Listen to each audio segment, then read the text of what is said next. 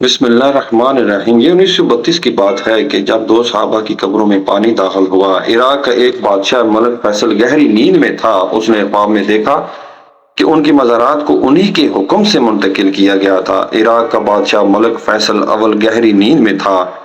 اس نے خواب میں دیکھا کہ کوئی اس سے کہہ رہا تھا کہ ہم رسول اللہ صلی اللہ علیہ وسلم کے دو صحابی دریائے دجلہ کے کنارے دفن ہیں۔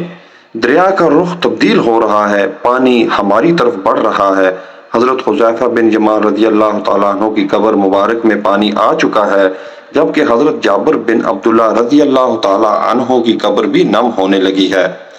ہمیں یہاں سے نکال کر دریا کے کنارے سے کچھ فاصلے پر دفن کیا جائے۔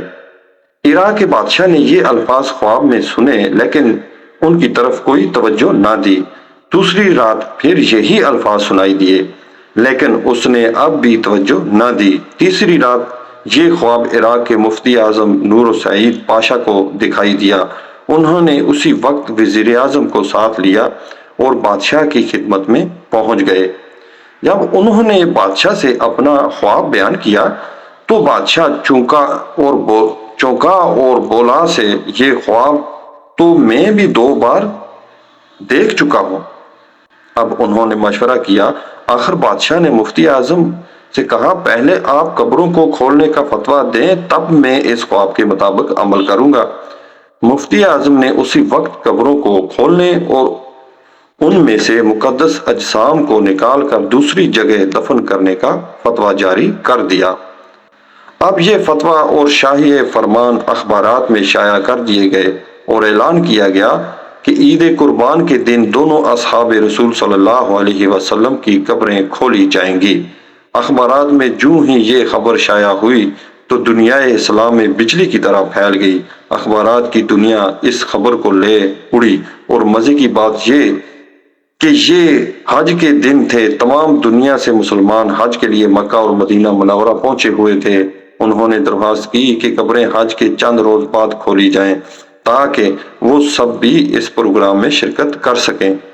اسی طرح حجاز مصر، شام، لبنان، فلسطین، ترکی، ایران، بلغاریہ، روس، ہندوستان وغیرہ ملکوں سے شاہ عراق کے نام سے بے شمار تار پہنچے کہ ہم بھی اس موقع پر شرکت کرنا چاہتے ہیں، مہربانی فرما کر مقررہ تاریخ چند روز آگے بڑھا دی جائے۔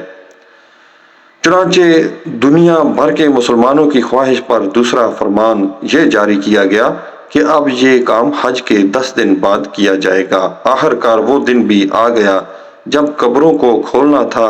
دنیا بھر کے مسلمان وہاں جمع ہو چکے تھے۔ پیر کے دن دوپہر 12 بجے لاکھوں انسانوں کی موجودگی میں قبروں کو کھولا گیا۔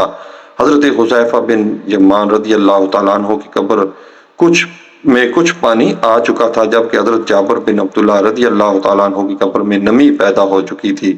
اگرچہ دریائے دجلہ وہاں سے 2 فرلانگ دور تھا، تمام ممالک کے سفیروں، عراق حکومت کے تمام ارکان اور عراق سے شاہ فیصل کی موجودگی میں پہلے حضرت حذیفہ بن یمان رضی اللہ تعالیٰ عنہ کی جسم مبارک کو کرین کے ذریعے زمین اس طرح اوپر اٹھایا گیا کہ ان کی نعش کربن پر رکھے گئے اسٹریچر پر خود بخود آ گئی۔